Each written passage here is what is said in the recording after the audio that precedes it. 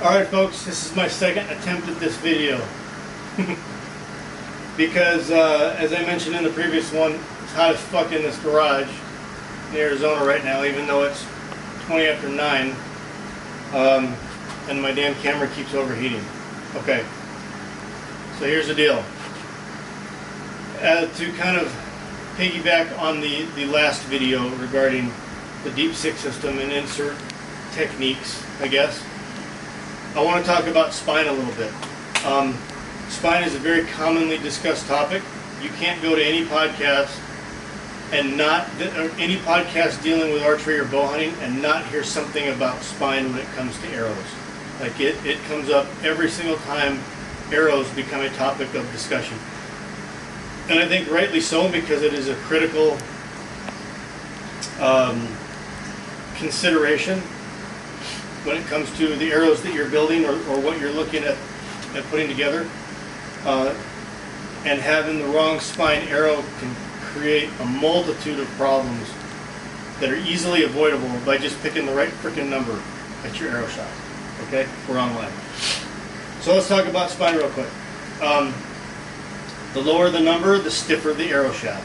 So a 200 spine shaft is stiffer than a 400 spine shaft. The higher the number, the weaker the spine. What does that number mean? Well, what it means is when manufacturers, or when they spine these arrows and sort them into the right whatever as they're building them, they'll take a full length shaft like this Easton Pro Count, which a full length shaft is for this particular shaft is 32.5 inches.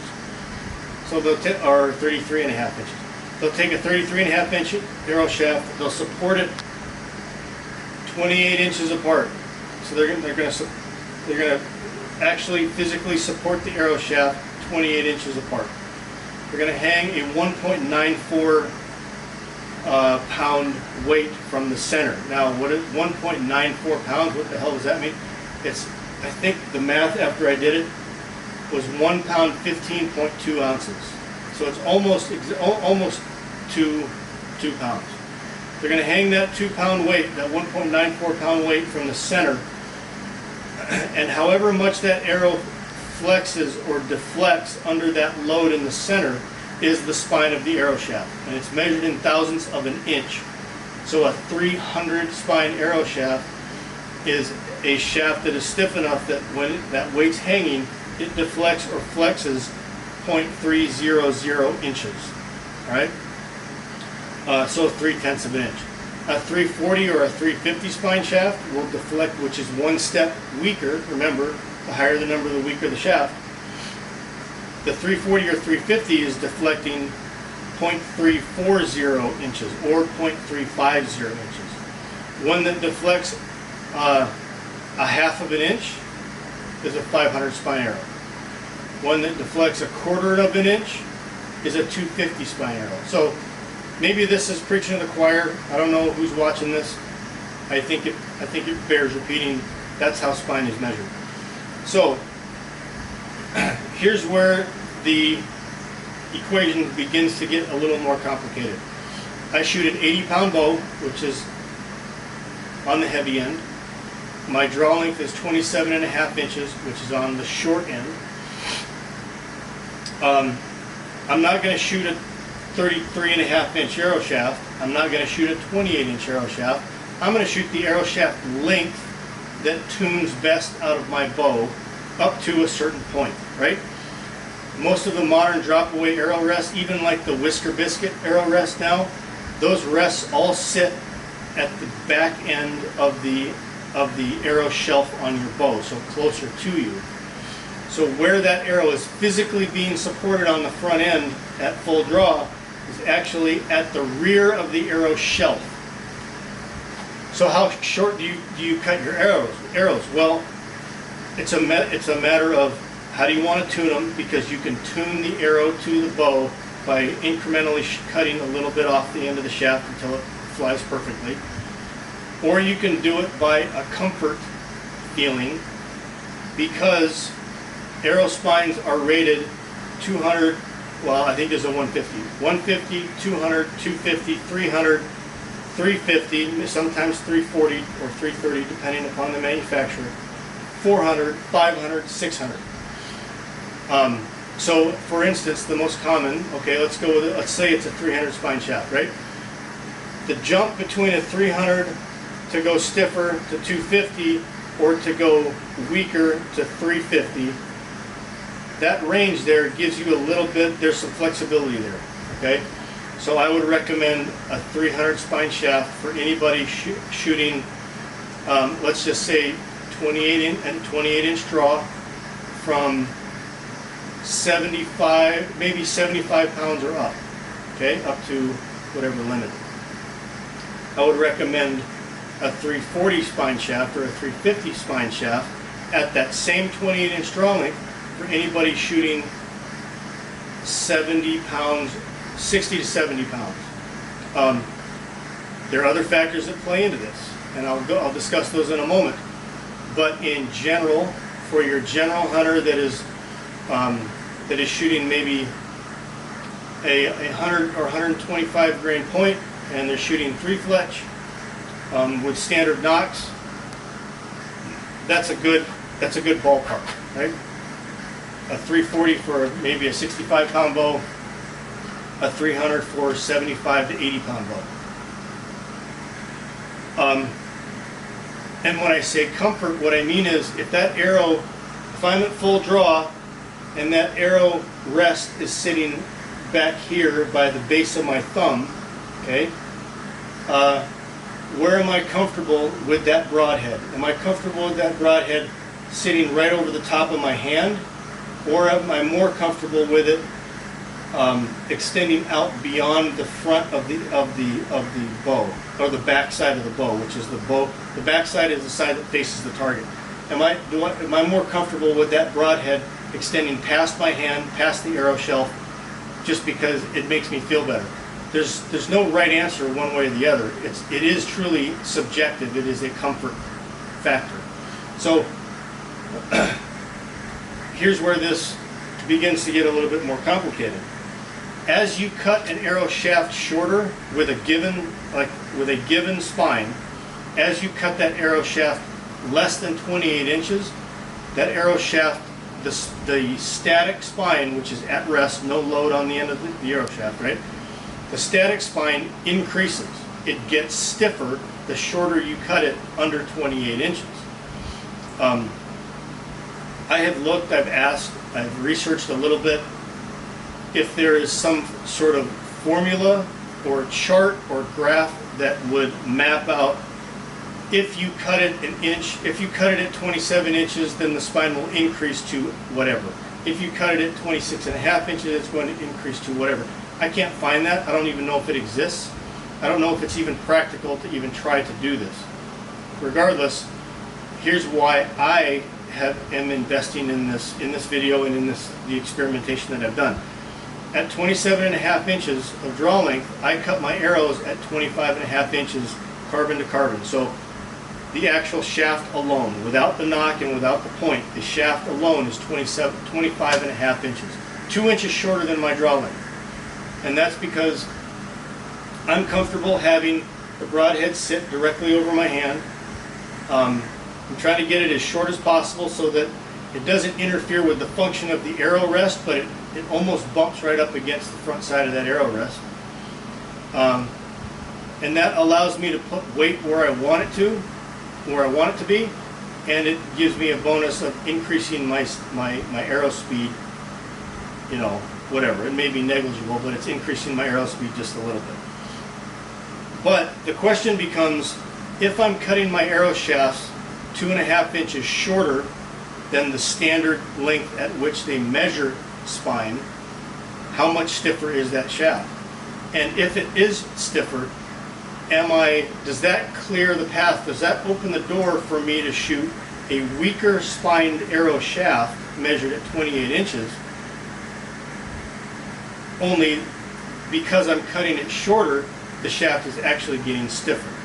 So if at 27.5 inches and 80 pounds of draw weight, I rate a 300 spine shaft, can I get away with buying a 340 or a 350 spine shaft and cutting it shorter, which stiffens the shaft itself? I don't know. There is the experiment. So for a long time I've shot 300 spine shafts because that was, probably still is, conventional wisdom. It's the safe bet. As a principle, just a rule of thumb, it is widely accepted, and rightly so, that it's better to err on the stiffer side than the weaker side. So if you're somewhere floating in the middle between 300 and 350, it gives you a little bit more versatility and becomes easier to tune the bow or tune the arrow with it by going to the 300 spine shaft instead of the 350. So it's better to err on the side of stiffer rather than weaker. So if that's the case, can I shoot a weaker spine shaft if I cut it down, which creates a stiffer shaft than what the number indicates? And can I get away with that given whatever point weight I'm shooting and how I load the back end of the arrow? So I mentioned this, weight at the point end of the arrow always weakens the arrow spine itself, like the static, well, the dynamic spine. It weakens the dynamic spine of the arrow. Adding weight to the nock end of the shaft stiffens the dynamic spine of the arrow.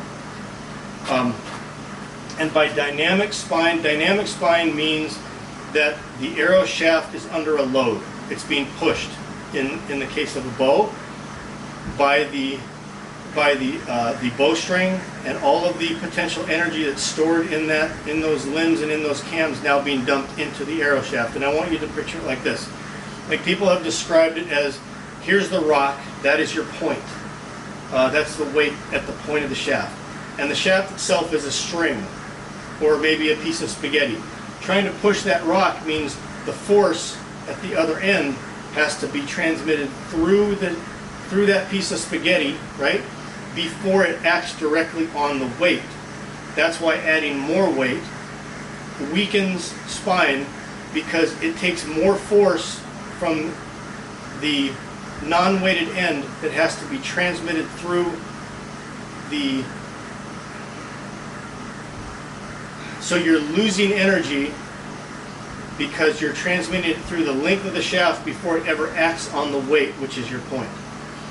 If you put that same weight at the ass end of the arrow, where the bowstring is, that force is acting directly on that weight before it ever transmits and pushes into the arrow shaft. So that's why weight at the front end weakens spine, and weight at the back end actually stiffens spine. So here's where the whole thing comes in. I mentioned I cut my arrow shafts at 25.5 inches. The amount of weight that I put at the point end of my arrow, this is the iron will system that I'm playing with this year. There's a 50 grain hardened steel insert inside the shaft that is threaded. There's a 10 grain titanium footer, and there's a 150 grain point. So when I put all this together, that's 210 grains at the front end of the arrow shaft. By just about anybody's scale, that's a lot of weight at the front, for a compound bow. For traditional equipment, not really a big deal. It's probably on the light side. Those guys are shooting 250 grains and up on the front end of their shaft. So, generally speaking. So 210 grains at the front of that shaft. Remember, weight at the front weakens spine, so that weight component on the front is now weakening the shaft. But not only am I cutting the shaft 2.5 inches shorter than what spine is generally measured at, and by cutting them that short, I'm stiffening the spine of the shaft. Not only that, but I also have a 5.5 inch vinyl arrow wrap, a 4-fletch plastic vane configuration for my fletching, and a lighted nock. All of those things add weight to the back end of the arrow shaft. I don't know what these wraps weigh. I use 1-stringer wraps. I've used them for years. They're freaking fantastic, and they're almost unmeasurable when I lay them on my grain scale. Like, I can't really even get a measurement. But regardless, I have the arrow wrap, which adds a little bit of weight, a few grains. I have 3-inch flex fletch plastic vanes on the back. I've got 4 of them. That adds weight to the back end of the shaft. and I have a lighted nocturnal knock, which for this shaft weighs 14 grains. By comparison, the Deep 6 knock from Easton, which I still feel is probably the best knock on the market for a press and knock, the Deep 6 Easton knock is 6 grains. The lighted nocturnal is 14, so I'm over twice as heavy on the knock just for the benefit of the light. So now I'm adding weight to the ass end of the arrow, which stiffens the spine of the arrow. The cut length carbon to carbon of the arrow shaft stiffens the spine of the arrow.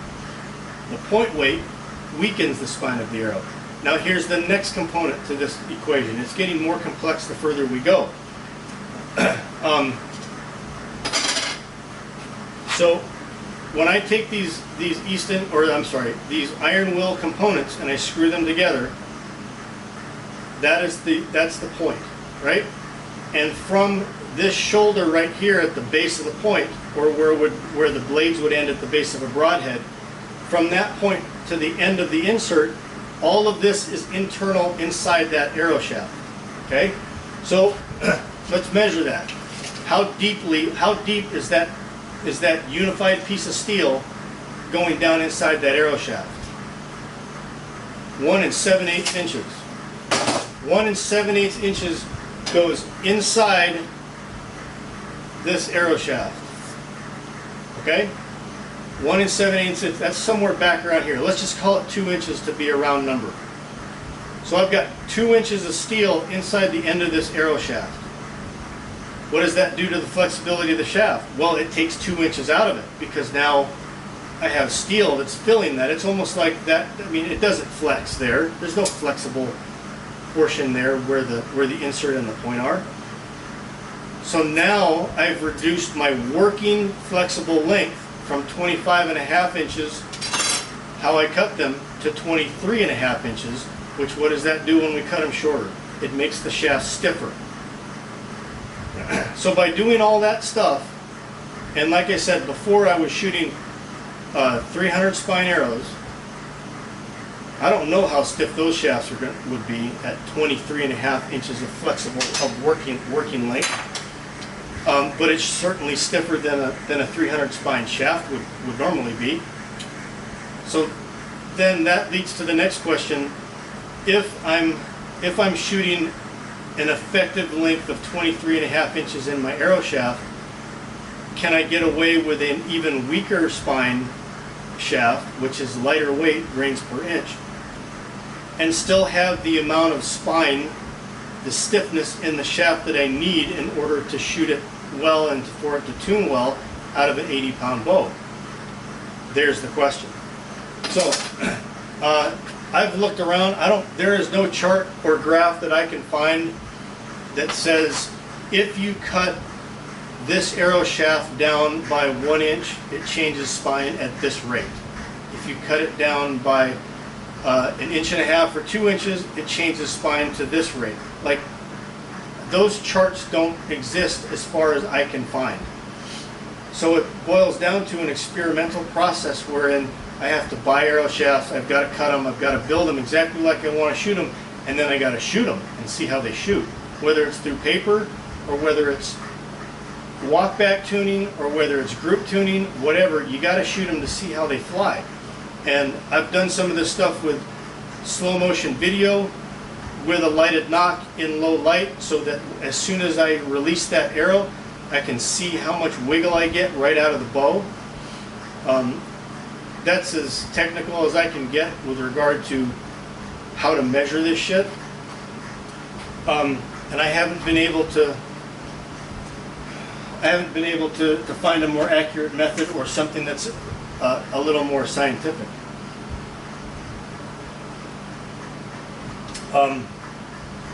So here's what I've done. I built my own little homemade arrow spine tester. Now, I have these little supports that have ball bearings that I can slide back and forth on the steel bar and change the length of where I'm supporting that arrow. So I can set this all the way up to my predetermined mark right there, leave this one where it's at, and that gives me 28 inches. Now I can take a full length shaft and I can set it up there. Here's my weight. This is heavyweight sand from designed or used in rifle bags, like the stock bag or the sand stock at the back of this. It's heavyweight sand, so this is 1 pound 15.5 or 15.2 ounces of sand, including the bag. So when I hang this from the center point of this arrow shaft that I've already marked,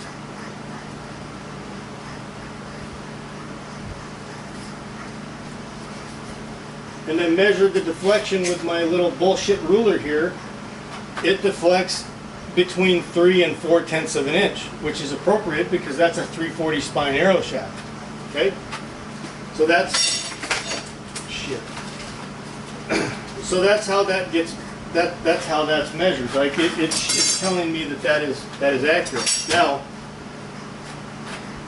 if I take this arrow shaft that I've already cut and marked, it's cut at 25.5 inches, and I have a mark here at 1 inch and 7/8.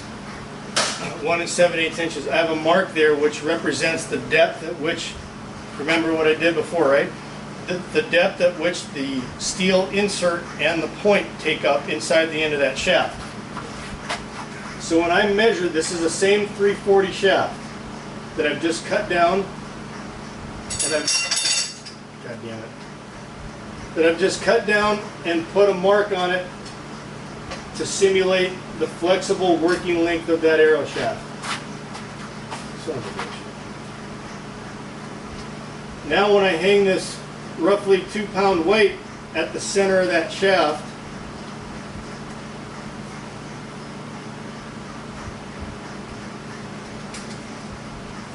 and I go ahead and I measure the amount of deflection I get on this,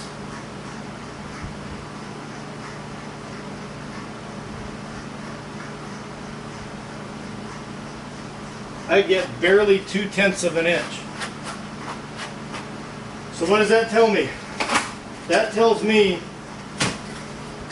that by cutting my arrow shaft to 25.5 inches, putting that steel insert into the end of this thing along with the point that takes up 1 inch and 7/8, when I measure the actual part of the shaft that is free to flex at 23.5 inches, I wind up with a 200 spine arrow.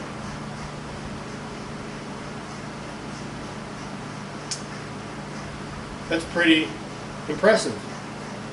I've gone two steps stiffer in my arrow shaft just by cutting it short and then installing the components that are part of the iron will system.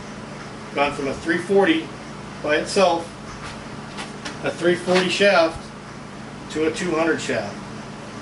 That's probably even still too stiff, right? It might be a little bit weaker than 200. It could be maybe a 250, right? Or somewhere in there. Regardless, like the difference, the change in static spine, because this is static spine, right? There's no load on the end. It's not subject to energy input from one end to the other. It's just simply the force of gravity at the center of that measurable length. I've used a 340 shaft to create, let's just call it a 250 shaft. Still, I've jumped two complete stiffness, spine stiffness steps in the stiffer direction just by cutting it down and using the components from iron will. Incidentally, that 1 and 7/8 inches for the iron will depth is almost exactly the same as the center pin system on the Valkyrie, or the center pin feature on the Valkyrie system. The center pin on a 200 grain Valkyrie head is 1 3/4 inches, 1.75 inches. So I'm pretty freaking close. And now I have the option of using either system with the same exact arrow and theoretically getting the same flight characteristics downrange.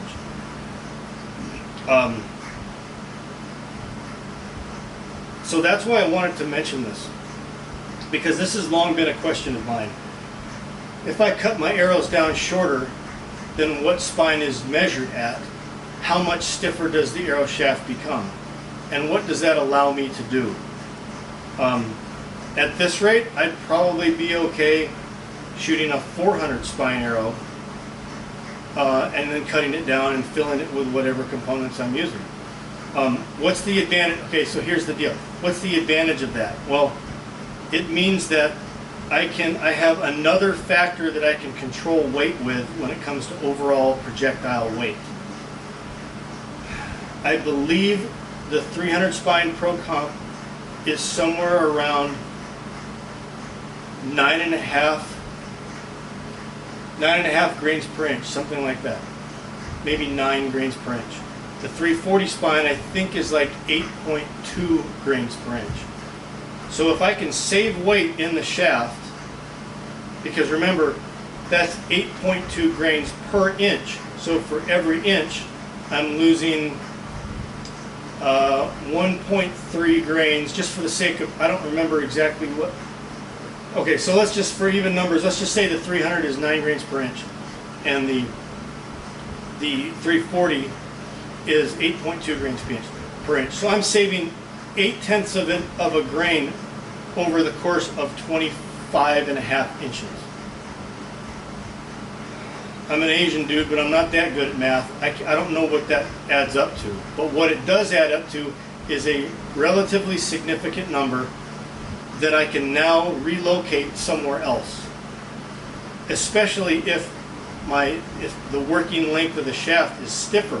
That means I can take 0.8 of a grain times 25.5 inches and put it all in the point weight.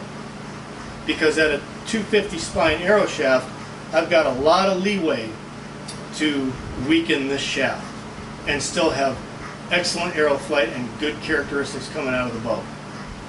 Because in nobody's table, in nobody's graph, or no one's recommendation, are they going to tell me you need to be shooting a 250 spine arrow shaft or a 200 spine shaft. Unless I'm shooting 300 or 350 grains up front, like nobody will recommend that. So I have room to play with that. It's definitely erring on the stiff side. So that opens up possibilities. It gives me options. It opens a door that allows me to experiment and try different things until I can really dial it in and find the perfect arrow, I guess. That also means I have the option or the ability to not cut it at 25.5 inches, maybe cut it at 26 inches and see if that flies even better. So this is the whole reason why I do this, and this is the whole reason why I'm obsessive compulsive, to the point where these little changes here and there that on paper or theoretically may be advantageous really make no difference in the process of shooting, because I can't shoot well enough to really realize that 2% increase in whatever. Like I can't shoot as accurately as the bullet maybe can perform.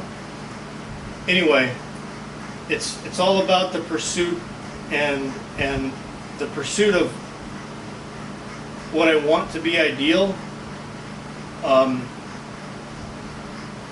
And really, like, the end result is confidence. If I know that I have built this arrow to the absolute limit of my capabilities, that gives me confidence, and that increase in confidence directly affects my performance. Anytime we have questions or doubts, things tend to fall apart. Okay? The more confident you are, the better you're going to perform. And the better you perform, the less distractions you have, the more you're able to focus on where do I want to place that arrow, and that range that might be 5 or 8 yards longer than what you're used to, you feel more confident in doing it. I'm running out of time on my camera. That's it. If you have any questions, please get a hold of me. Thank you.